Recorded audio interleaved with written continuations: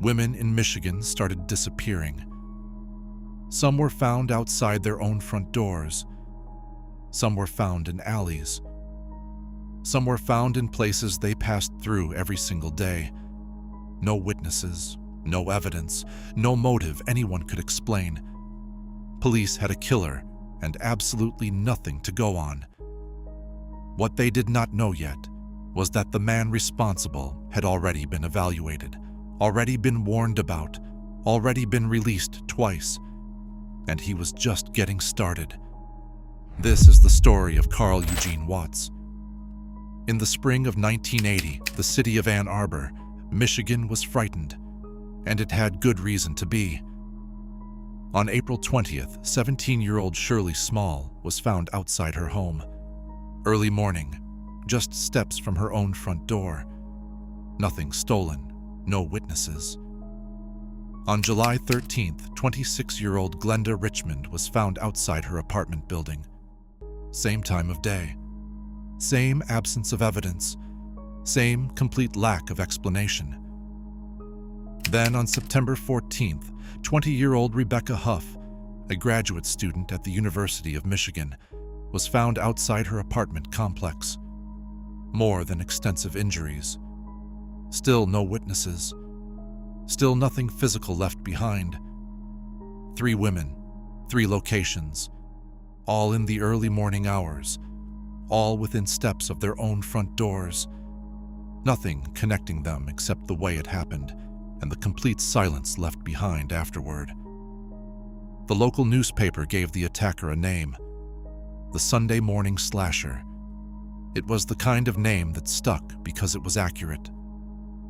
Police formed a dedicated task force. They worked the cases hard, but there were no prints, no witnesses to the actual events, no motive that pointed anywhere useful. The victims were different ages, different backgrounds, different parts of the city. The only real pattern was that they were women, and they were attacked at the same time of day. The task force was running out of directions to look. Then a detective who had worked a series of assault cases in Kalamazoo back in 1974 made a phone call. He had been following the Ann Arbor cases in the news, and the details were too familiar to ignore. The task force leader, Detective Paul Bunton, picked up the phone and started listening. The name that came up was Carl Eugene Watts. That question, who exactly was Carl Watts, did not have a simple answer. On paper, he looked ordinary. He worked for his stepfather's trucking company. He had been married. He drove a tan Pontiac Grand Prix. He was the kind of person you would pass on the street and forget immediately. But Bunton started pulling the files, and what he found told a very different story. To understand Carl Watts, you have to go back to 1953, to a small town in Texas called Killeen, and to a boy that nobody in the world thought twice about. Carl Eugene Watts was born on November 7th, 1953. His father was in the military. His mother, Dorothy, was warm and creative, a woman who spent her days teaching children to paint and make things with their hands. When Carl was 2, his parents separated. Dorothy took him north to Inkster, Michigan, a working-class town just outside Detroit. She found work as a high school art teacher and raised Carl and his sister Sharon as best she could.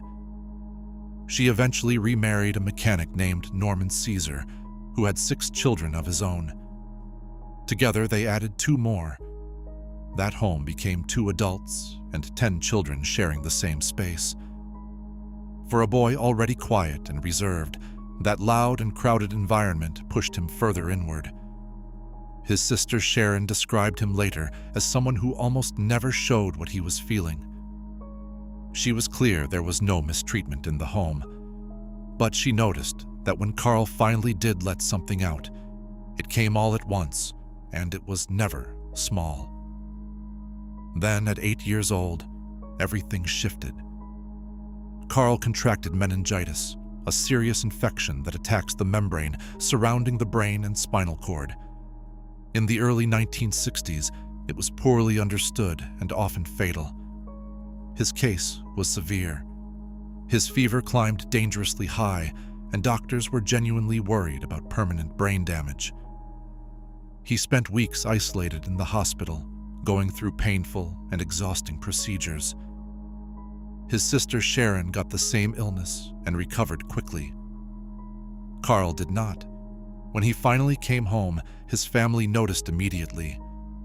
The boy who walked back through that door was not the same one who had left. Quieter, slower, more distant, like something had been dimmed inside him and never came back on. On top of meningitis, doctors also found he had developed polio during the same period. He missed nearly his entire third-grade year. When he returned to school, he struggled to focus and could not remember things the way he used to. He eventually had to repeat a grade. School became a constant source of frustration. What nobody knew was what was happening inside his mind at night. He began having recurring dreams where he fought women. Not women as real people, but women as dark forces, something threatening that had to be overcome.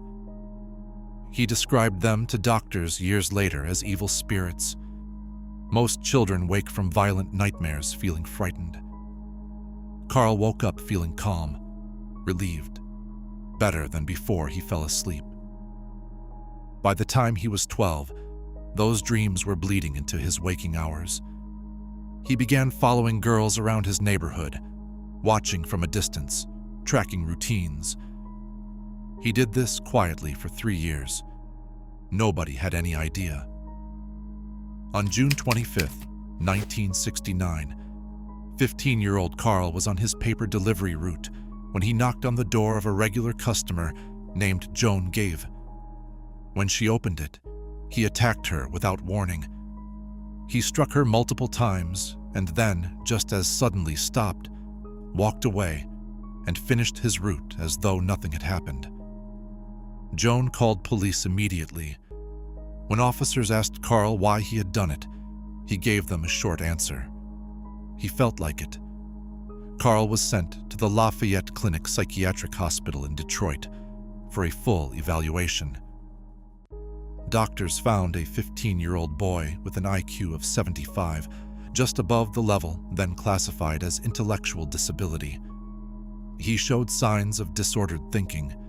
He told them about the dreams, the women, the calm he felt afterward. One psychiatrist wrote his conclusion plainly. Carl was a young man struggling to control powerful and dangerous impulses toward violence. His behavior controls were seriously compromised. The risk of him acting out again was very high. He was a genuine danger to others. On his 16th birthday, they released him.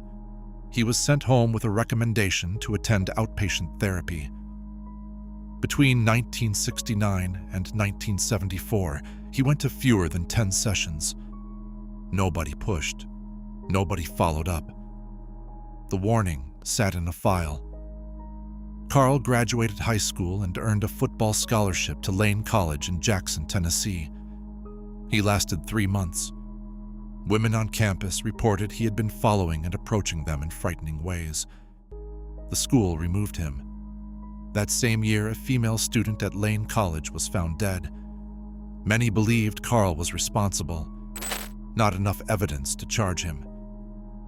He returned to Michigan and enrolled at Western Michigan University in Kalamazoo in the fall of 1974.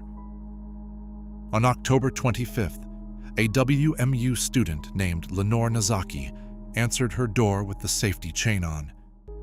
The man outside said he was looking for someone named Charles.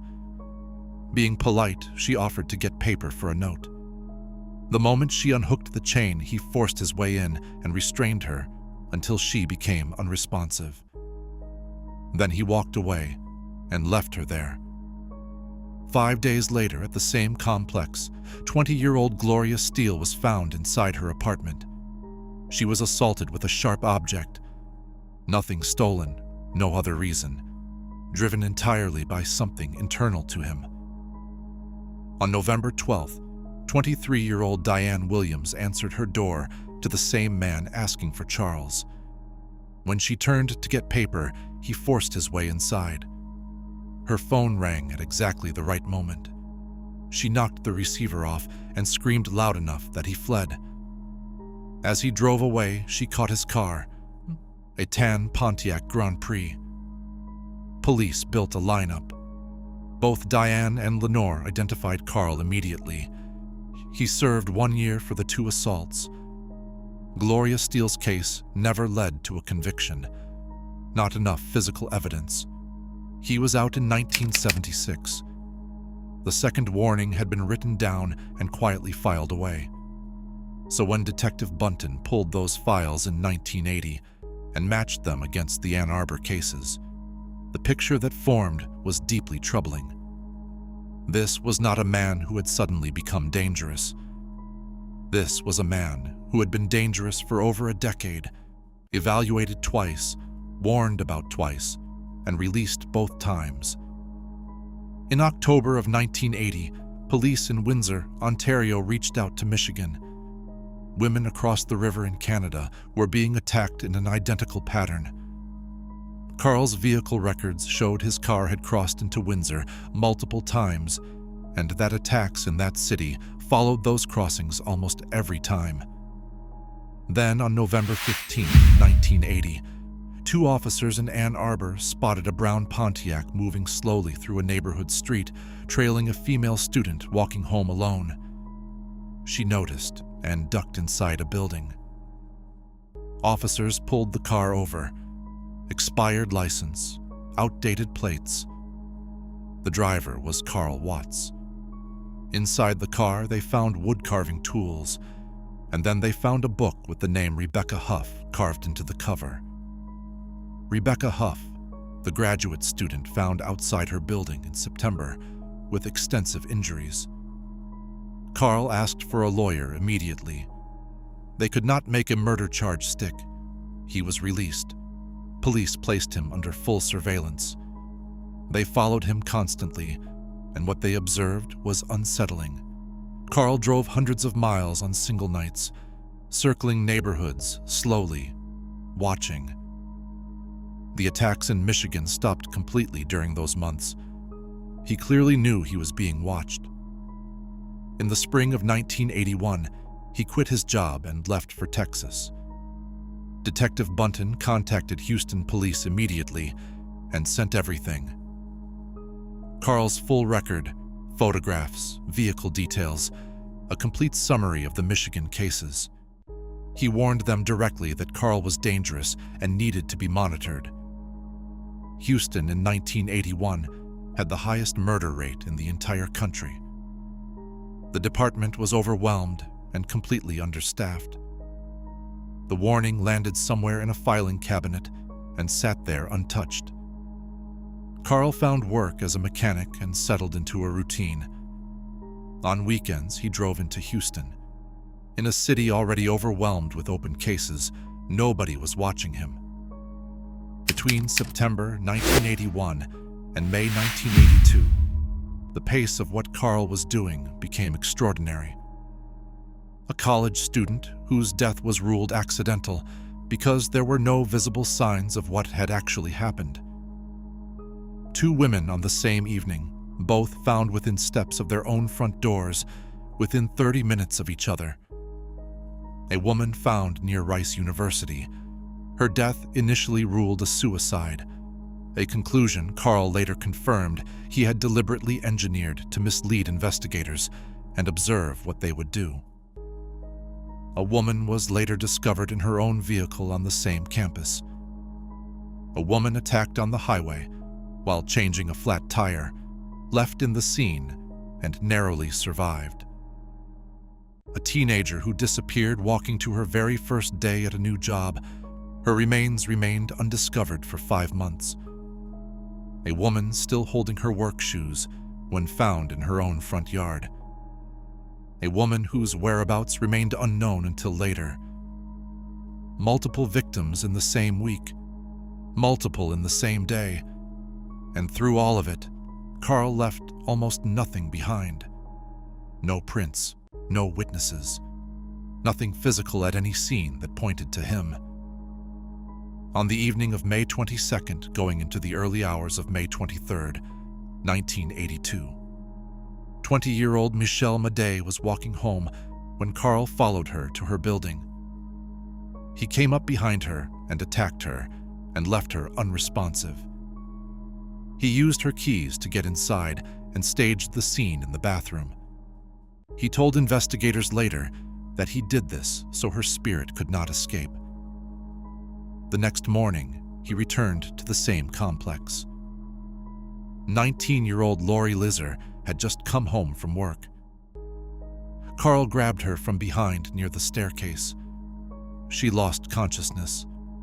He took her keys, walked upstairs, and let himself into her apartment. Inside, he found her 18-year-old roommate, Melinda Aguilar, getting ready for the day. He forced her into the bedroom and told her to stay quiet. Melinda made a decision. She went completely limp and played dead. Carl restrained her and tied her hands. He returned to the bathroom and started filling the tub. In the hallway, he clapped his hands and jumped up and down, visibly excited about what he believed was about to happen. While his attention was on the bathroom, Melinda quietly freed her hands. She got to the sliding glass balcony door, opened it, and jumped from the second floor to the concrete below. She landed hard, got up on pure adrenaline, ran to a neighbor sitting outside, and that neighbor called 911. Officers arrived within minutes. Carl saw the patrol cars from the balcony, ran for the stairs, got past the officers briefly, hit a dead end, and was caught. Prosecutors had Carl clearly responsible for that morning, but for everything else, the full pattern stretching back through Texas and Michigan, they were nearly empty-handed. No prints, no witnesses, no physical evidence connecting him to any of it. They were genuinely afraid that going to trial on the larger charges meant losing, and losing meant he walked away from everything. So they made a deal. If Carl confessed to the unsolved cases and helped locate victims, Texas would grant him full immunity for those acts. He would plead guilty to the May 23rd incident and receive 60 years. Michigan refused to join the agreement, keeping those cases open. The families of the victims were never consulted. The survivors were never asked. When the deal became public, the community was furious, but it was already done. Carl accepted. Over 1 week, he walked investigators through 13 cases calmly and in complete detail. He led them to 3 locations connected to missing person cases. When asked why he targeted women, he said they had evil in their eyes, the same evil from his childhood dreams. He believed he was freeing their spirits. He kept hinting there were more. 40, he said once, then 80, then he stopped giving numbers altogether. Investigators who have studied the geographic patterns and timelines across every city Carl ever lived in believe the real number could exceed 100. On September 3rd, 1982, Carl was sentenced to 60 years. Everyone assumed he would die in prison. They were wrong. In 1989, the Texas Court of Criminal Appeals reviewed Carl's case and found a procedural error. When Carl had accepted the plea agreement, no one had properly informed him that the bathtub and the water he used during the attack on Lori Lizer legally qualified as a dangerous weapon under Texas law. Because of that gap in the original proceedings, his classification was changed from violent offender to nonviolent offender. In Texas, nonviolent offenders earn time reductions. 3 days removed from their sentence for every day, served without incident. Carl became a model prisoner. He followed every rule. He gave nobody any reason to add time back. The 60-year sentence shrank steadily and quietly, year by year, without anyone paying close attention. By 2002, he had a confirmed release date, May 8, 2006. He would walk out of prison at 52 years old, having served just 24 years after confessing to 13 cases and hinting at far more. He was going to be released. When Carl's release date became public, Michigan prosecutors moved immediately. Texas immunity covered Texas. Michigan was still open. If investigators could connect Carl to even one case in Michigan, the release would stop completely.